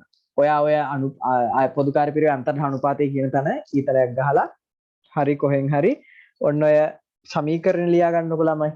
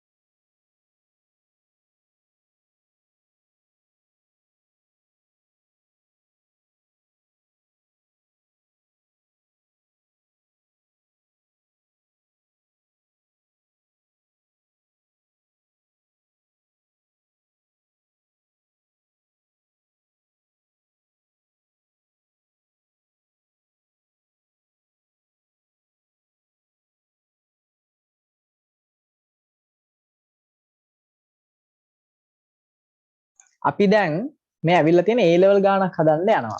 මේ AT ගානක් නෙමෙයි ළමයි A level paper එක ආපු ගානක්. අරලිය සමාගම සෙල්ලම් කාර්යයක් හා බෝනික්කකු නිෂ්පාදනය කර අලෙවි කරයි. ඒ කියන්නේ ළමයි මේ සමාගම සෙල්ලම් කාර්යකුත් හදනවා බෝනික්කකුත් හදනවා. එක් එක් නිෂ්පාදිත එකලස් කිරීම හා නිම කිරීම යන නිෂ්පාදන ක්‍රියාවලීන් දෙක පසු කරයි. ඒ කියන්නේ ළමයි නිෂ්පාදන ක්‍රියාවලි දෙකක් තියෙනවා එකලස් කිරීමයි නිම කිරීමයි කියලා. ඒ වගේම සමාගමේ ගබඩා හා නඩත්තු යන සේවාංශ දෙකක් පවතී. අන්න ළමයි ගබඩා කියලයි නඩත්තු කියලයි සේවාංශ දෙකකුත් පවතිනවා. කොහොම හරි විස්තර ටික දීලා අපි මොකක්ද ඉල්ලන්නේ බලන්න. විභජන පදනම අවශ්‍ය වන්නේ විභජන පදනම පැහැදිලිව දක්වීම පිරිවැය විශ්ලේෂණ පත්‍රිකාව පිළියෙල කරන්න කියන හරි. එහෙනම් අපි පිරිවැය පත්‍රිකාව ළමයි රූල් කරගමු. මම අර කලින් උදාහරණයෙන්ම පිරිවැය පත්‍රිකාව ගන්නවා. මොකද ඒකේ පොදු දේවල් කීපයක් තියෙනවා. ඒකට අමුතු රූල් කරන්න ඕනේ නැහැ. ඔයා රූල් කරගන්න වෙනවා. හරි. ඔයා දැන් මාත් එක්කම රූල් කරගමු. නැත්නම් අපිට වෙලා යනවනේ මේකට. අයිතමය කියන එක අනිවාර්යයෙන්ම තියෙන්න ඕන. ඊළඟට පදනම කියන එකත් අනිවාර්යයෙන්ම තියෙන්න ඕන. වටිනාකම කියන එකත් පොදුකාර්ය පිරිවැය විභජන පත්‍රිකාවක අනිවාර්යයෙන්ම තියෙන්න ඕන.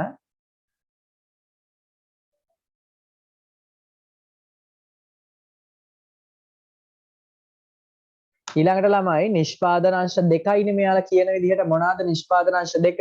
නිෂ්පාදන ක්‍රියාවලින් දෙකක් පහු කරනවා කියන්නේ මොනවාද? එකලස් හා නිම කිරීම. එහෙනම් නිෂ්පාදනාංශ මේකේ දෙකයි.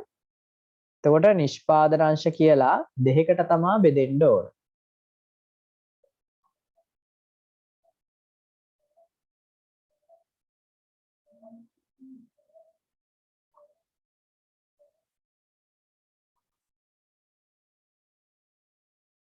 සේවා අංශත් ළමයි දෙකයි.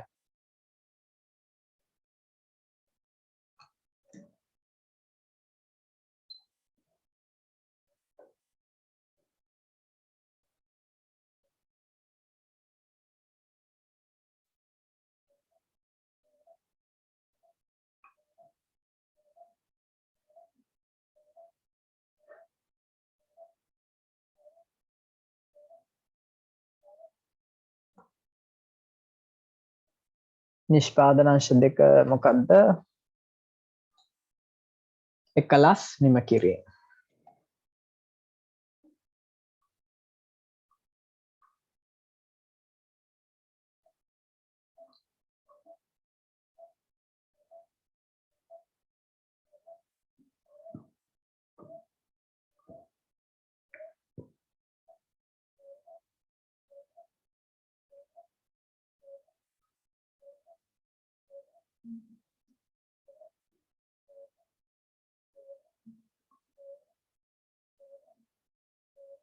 සේවා අංශ දෙක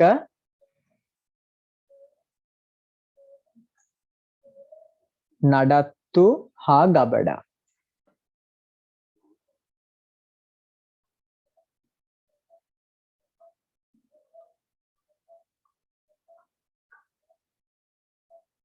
ඔයත් රූල් කරගන්න ඉක්මනට.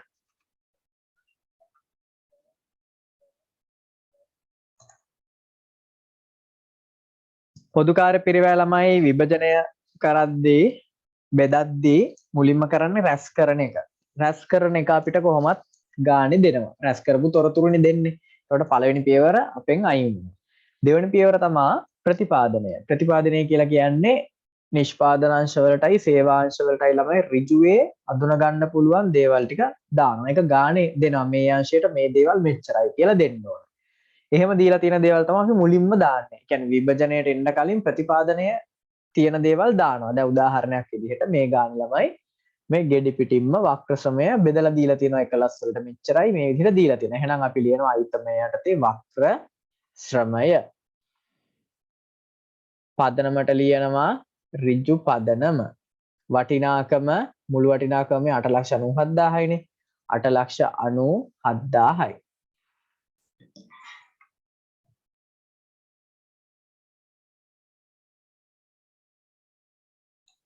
එතකොට ළමයි එයාලා බෙදන්නේ කොහොමද? එකලස් වලට 5,76,000කුයි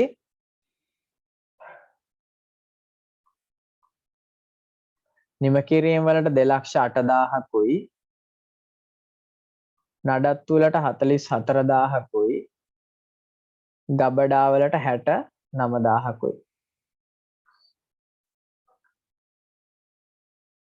ඊට පස්සේ අය මොනවාද තියෙන්නේ බලන්න ළමයි. ප්‍රතිපාදන විදිහට යන්න පුළුවන්. අය වක්‍ර ද්‍රව්‍ය ටික දාන්න පුළුවන්නේ. වක්‍ර ද්‍රව්‍ය එකත් ගානේ බෙදලම දීලා තියෙනවා. පදනම ඍජු. 85,000යි වටිනාකම මුළු වටිනාකම. ලිව්වා 85,000යි.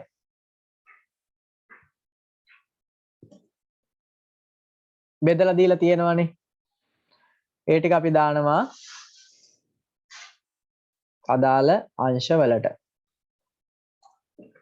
30,000යි එකලස් කිරීමේ අංශයට, ඊළඟට 25,000යි නිම කිරීමේ අංශයට, නඩත්තු අංශයට 10,000යි, ඊළඟ අංශයට ගබඩා අංශයට 20,000යි.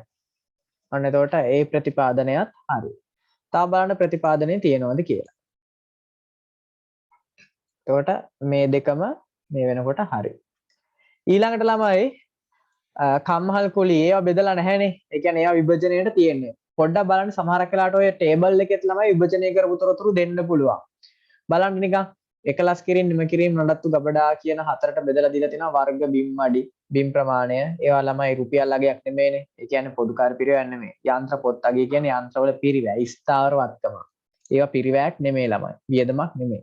කිලෝවොට් සේවක සංඛ්‍යාව නඩත්තු සඳහා කරන ද ඉල්ලීම් ගන්න ගබඩා අධ්‍යාචනා පත්‍ර ඍජු පැය ගණන ඕවා ළමයි පිරිවැයන් නෙමෙයි. එහෙනම් ඒ දෙන්නේ දත්තයන් ටික අපිට අර උඩ තියෙන බෙදලා නැති තොරතුරු ටික බෙදා ගන්න අවශ්‍ය දත්තයන් ටික තමයි දෙන්නේ. එහෙනම් මම එනවා ළමයි රැස් කෙරුවා ප්‍රතිපාදනය කෙරුවා ඊළඟ විභජනයට එනවා කම්හල් විදුලිය මම විභජනය කරනවා.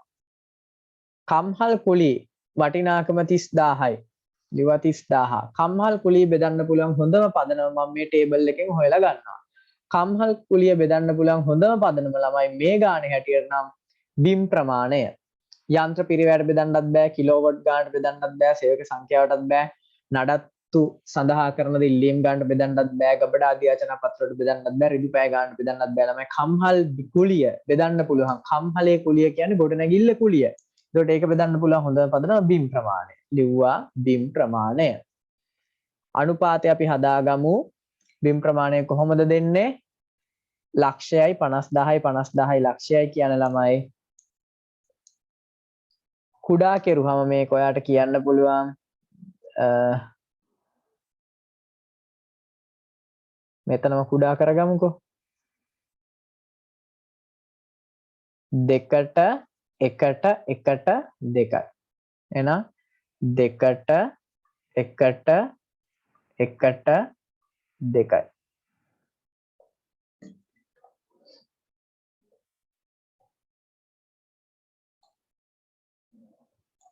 හරි. බෙදලා දානවා අපි එහෙනම් 30,000 2ට 1ට 1ට 2යි කියන අනුපාතයට.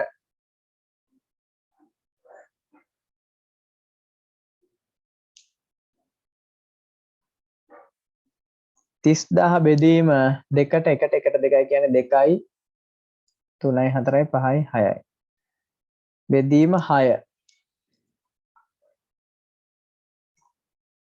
මෙතෙන්ට යනවා ළමයි 10000ක්. මෙතෙන්ට 5000යි. මෙයාටත් 5000යි. මෙයාට 10000යි. එන්න කම්හල් කුලිය බෙදුවා.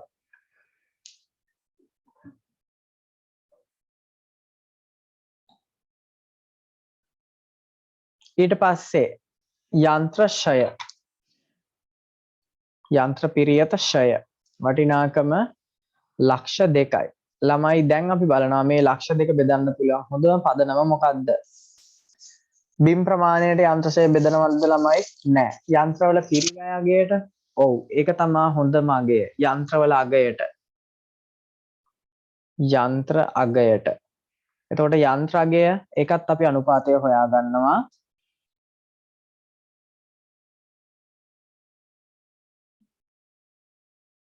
ඔයාට නම් 10ට 5ට 2ට 3යි. 10ට 5ට 2ට 3යි.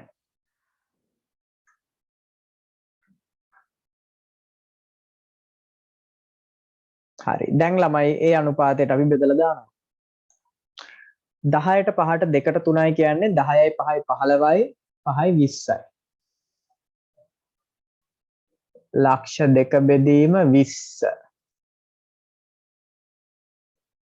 ගුණ කිරීම 10 කියන්නේ මෙතෙන්ට යනවා ළමයි ලක්ෂයක්. මෙතෙන්ට යනවා 50000ක්. මෙතෙන්ට යනවා 20000ක්. මෙතෙන්ට යනවා 30000ක්.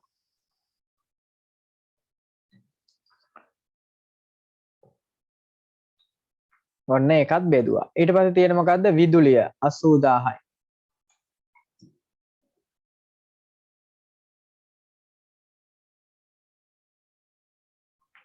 විදුලිය බෙදන්න පුළුවන් හොඳම පදනම අපි හොයාගන්නවා. කිලෝවොට් නේ ළමයි. එතකොට ඒකෙත් අනුපාතය හදාගත්තාම ඔයාලට පේනවා 3ට 2ට 2ට 1යි. එහෙනම් මෙතන ලියනවා කිලෝවොට්. Kilowatt hours 3ට 2ට 2ට 1යි. ඔන්න අනුපාතය. 3ට 2ට 2ට 1යි. හරි. බෙදලා අපි දාමු.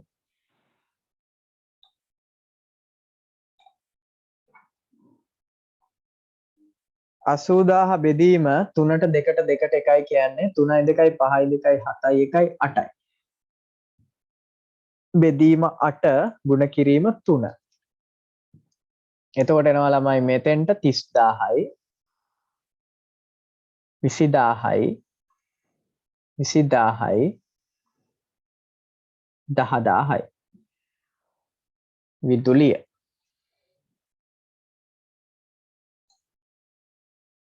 ඊට පස්සේ සේවක රක්ෂණය 8000යි.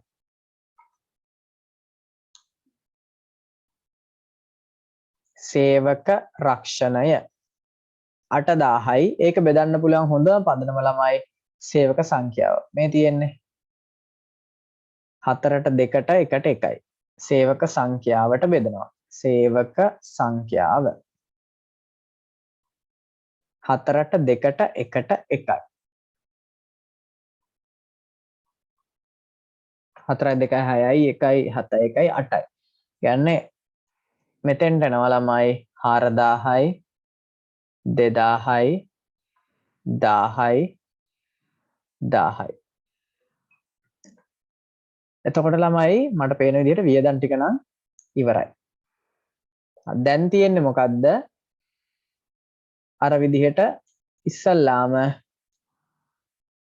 එක් දෙපාර්තමේන්තු වලට අදාළව රැස් වූ පොදු කාර්ය පිරිවැය ටික හොයාගන්න එක. එහෙනම් රැස් වූ පොදු කාර්ය පිරිවැය.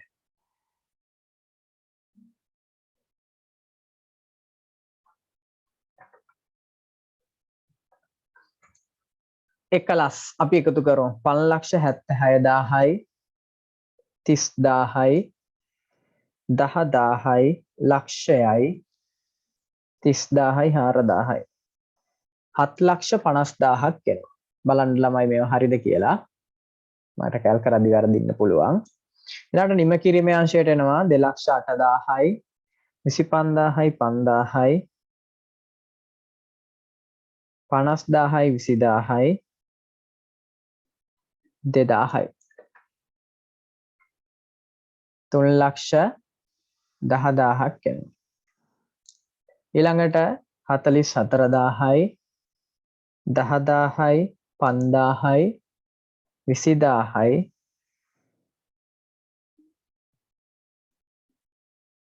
1000යි. එතකොට එනවා ලක්ෂයක්.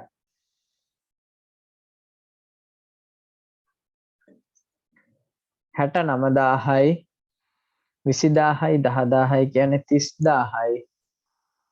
අය 30,000යි 10,000යි 1000යි කියන්නේ 11,000යි. එකතු වුණාම 1,40,000යි. මුළු වටිනාකම් තීරුවත් ළමයි එකතු කරන්න.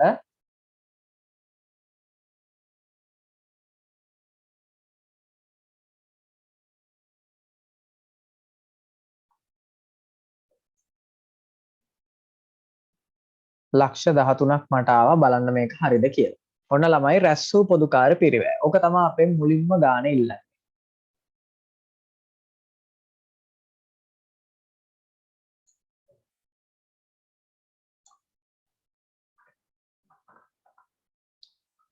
විභජන පදනම පැහැදිලිව දක්වමින් පිරිවැය විශ්ලේෂණ පත්‍රිකාව පිළියෙල කරන්න. ඔන්න ඒක තමයි අපි හැදුවේ. ඊට පස්සේ කියනවා ළමයි සේවා අංශයන් පොදුකාර පිරිවැය නිෂ්පාදන අංශ වෙත පදනම පැහැදිලිව දක්වමින් නැවත විභජනය, ඒ කියන්නේ ද්විතීක විභජනය කරන්න කියලා කියනවා. එහෙනම් මම එනවා ඊළඟට ද්විතීක විභජනයට. දෙවෙනි එකට උත්තරය ද්විතීක විභජනය.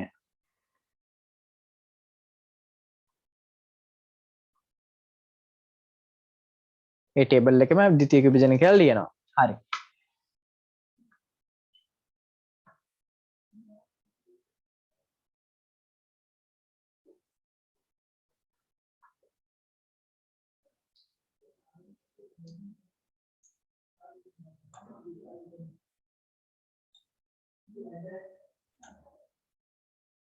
ද්විතීක විභජනය කරන්න ළමයි සේවා අංශයේ පොදු කාර්ය පිරිවැයනේ. එතකොට ඔයා ටිකක් මෙතනදී අවධානය දෙන්න ඕන. දැන් සමහර සේවා දෙපාර්තමේන්තු තියෙනවා, අනිත් සේවා දෙපාර්තමේන්තු වලට තමන්ගේ සේවය සපයනවා. එතකොට ළමයි අපි මුලින්ම ද්විතීක විභජනයට ගන්න ඕන සේවා මේ අංශය වෙන්නේ වැඩිපුරම සේවා සපයන අංශය. දැන් උදාහරණයක් විදිහට අපි මේ ගමුකෝ ළමයි නඩත්තු අංශය. මේ බලන්නකො මේ නඩත්තු අංශයක් තියෙනවානේ. එතකොට මේ නඩත්තු අංශයෙන් නඩත්තු සඳහා ඉල්ලීම් කරපු ඉල්ලීම් ගණන ටිකක් බලන්න. ඉල්ලීම් ගණන කියන්නේ කවුද ඉල්ලලා තියෙන්නේ? එකලස් කිරීමේ අංශයෙන් නඩත්තු කරන්න දෙන්න කියලා ඉල්ලලා තියෙනවා. ඉල්ලීම් 50ක් ඇවිල්ලා තියෙනවා. නිම කිරීමේ අංශයෙන් ඉල්ලීම් 40ක් ඇවිල්ලා තියෙනවා. ඊළඟට ගබඩාවෙනුත් කියලා තියෙනවා නේද? මොනා හරි දෙයක් ඇවිල්ලා මේ නඩත්තු කරලා දෙන්න කියලා ඉල්ලලා තියෙනවානේ වාර 10ක්. මේ වාර ගණන් තියෙන ළමයි. ඉල්ලීම් වාර 50ක් කියලා තියෙන එකලස්, නිම කිරීම ඉල්ලීම් 40යි. ඊළඟට ගබඩාවෙන් ඉල්ලලා තියෙනවා ඇවිල්ලා නඩත්තු කරලා දෙන්න කියලා ඉල්ලීම් 10ක්. ඒ කියන්නේ ළමයි නඩත්තු අංශය මේ නිෂ්පාදන අංශ දෙකට අමතරව ගබඩාව කියන සේවාංශයට සේවා සපයලා තියෙනවා. නමුත් ඊළඟට ළමයි ගබඩාව සේවා සපයලා තියෙන එක ඔයාට මෙන්න මේ පැති තීරු දිහා බැලුවම කියන්න පුළුවන්. ගබඩා අධ්‍යාචනා පත්‍ර ඇවිල්ලා තියෙන ගබඩාව සේවා සපයලා තියෙන අංශ. එතකොට ගබඩාව සේවා සපයලා තියෙන ළමයි එකලස් කිරීම අංශයටයි නිම කිරීම අංශයටයි විතරයි. ගබඩාව ළමයි නඩත්තු අංශයට සේවා සපයලා නැහැ. එහෙනම් ඒකේ තේරුම වැඩිම සේවා සැපීමක් කරලා තියෙන්නේ කවුද? නඩත්තු අංශය. එහෙනම් අපි මුලින්ම මතක තියාගන්න ද්විතීක විභජනයේදී ළමයි ගානේ කියලා නැත්නම් මුලින්ම විභජනයට ගන්නේ මේ වැඩිපුරම සේවාව සපයලා තියෙන අංශය. එහෙනම් මේකේ මම ගන්නවා නඩත්තු අංශය. එයා තමයි වැඩිපුරම සේවා සපයලා තියෙන්නේ කට්ටියට. නඩත්තු අංශය. හරි. එතකොට ළමයි නඩත්තු අංශයේ පොදුකාර්ය පිරිවැය බෙදන්න පුළුවන්. නැවත බෙදන්න පුළුවන් හොඳම පදනම ළමයි ඉල්ලීම් ගණන. නඩත්තු ඉල්ලීම් ගණන කියලා ලියන මම කෙටියෙන් මෙතන ඉල්ලීම් ගණන කියලා ලියනවා ඉඩ නැති හින්දා. එතකොට අනුපාතය මොකද්ද? මේ තියෙන්නේ ඉල්ලපු ගාන 50යි 40යි 10යි. ඒක පොඩි කෙරුවම ළමයි පොඩිම අනුපාතයට ලියුවම 5ට 4ට 1යි. 5ට 4ට 1යි. 5ට 4ට 1යි කියන එකට වඩා මෙතන 5ට 4ට බිඳුවට 1යි කියලා දාගමු. නැත්නම් ඔයා පටල ගන්නවා. බිඳුවට 1යි. බිඳුව කියන්නේ ළමයි නඩත්තු අංශයට සේව සපයලා නැහැ. කියන්නේ යාළට සේව සපීමක් කරගන්න නැහැනේ. ඒකයි එතන එහෙම දැම්මේ. හරි. දැන් අපි යනවා නඩත්තු අංශයට. අනේ. අපි අනිත් අංශයත් ඔහොම ලියාගමුකෝ. එතකොට දෙකම ලේසිනේ. ඊළඟට ළමයි වෙන් කරන්න ඕන ගබඩාවනේ. ගබඩා අංශය. ගබඩා අංශයේ පොදුකාර්ය පිරියා බෙදන්න ඕන මොන මේ පදනම යොදාගෙනද? අධ්‍යාචනා පස් සංඛ්‍යාව යොදාගෙන. එහෙනම් ලිව්වා අධ්‍යාචනා පස්. එතකොට ළමයි අනුපාතය කීයද මේ? 10ට 500ක් ඇවිල්ලා එහෙමනේ ගිහිල්ලා තියෙන්නේ. එතකොට 10ට 500යි කියලා කියන ළමයි කෙටි කරද්දී 10ට 5යි කියන එක මෙහෙම එන්නේ. 10ට 5යි මේක ඕනනම් තව පොඩි කරන්න පුළුවන් 2ට 1යි කියලා. හරි. දැන් අපි ඉස්සල්ලාම ළමයි නඩත්තු අංශයට යමු.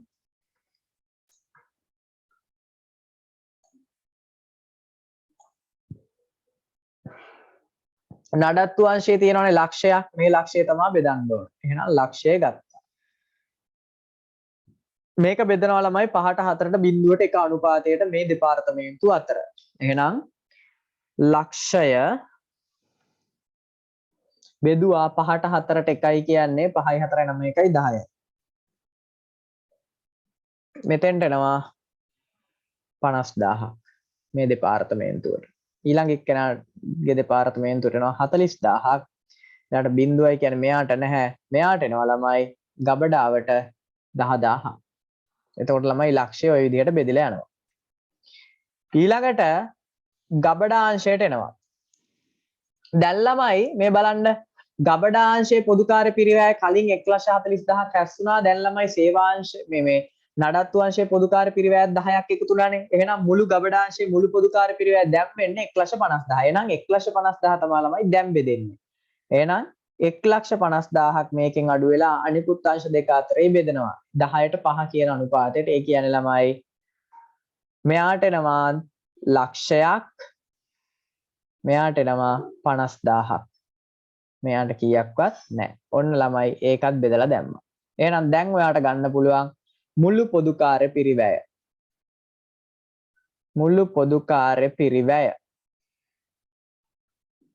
සේවාංශවල පොදුකාර්ය පිරිවැය නැති වෙලා ගියා. නිෂ්පාදන අංශ දෙකට අදාළ පොදුකාර්ය පිරිවැය විතරක් එකතු වුණා. 7,50,000යි 50,000යි ලක්ෂයයි එකතු වුනහම ලක්ෂ 9ක් එනවා. ඊළඟට 3,10,000යි 40,000යි 50,000යි එකතු වුනහම ලක්ෂ 4ක් එනවා. මෙතන ළමයි මුළු පොදුකාර්ය 1,300ම තමයි. ඒක වෙනසක් වෙන්නේ නැහැ. එහෙනම් ඔන්න පොදුකාර්ය පිරිවැය ළමයි විශ්ලේෂණ පත්‍රිකාව මේ ගානට අනුව. හරි. මේක හදා ගන්නකො අපි ඊළඟ තොරතුරට යන්න කලින්.